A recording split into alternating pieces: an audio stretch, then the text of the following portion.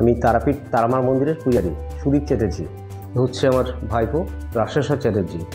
গত 24 তারিখ ও অ্যাক্সিডেন্ট হয় আমাদের গ্রামের হসপিটালের সামনে।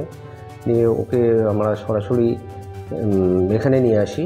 ডক্টর হার্দিক রাজগুরুর নাম শুনেছি, ওখানে সকলে বলেছেন উনি নাকি এই ভালো খুব আর কি। সরাসরি আইকিউ হসপিটালে ভর্তি করি এবং ডক্টর রাজগুরুর আন্ডারে ও আজকে সুস্থ এবং ওনার টিম পুরো প্রচেষ্টা দিয়ে ওকে সুস্থ করে তুলেছে।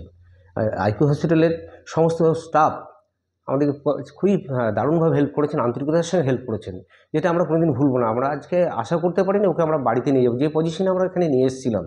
স্যার ওকে সুস্থ করে তুলেছেন, এটাই আমাদের কাছে বিশাল আশা। হ্যাঁ, আপনারা সকলে ভালো থাকবেন, সুস্থ থাকবেন। আর আমরা এটাও আমার এলাকায় গিয়ে বলবো, কারো যদি কোনো এই ধরনের প্রবলেম হয় তারা যেন আইকিউ হসপিটালে আসেন এবং ডক্টর রাজগুরুর আন্ডারে ভর্তি হন। উনি যে ওনার যে ভালোবাসা পেশেন্টের প্রতি, এ আমি কোথাও দেখিনি এবং এখানেই দেখলাম সেটা।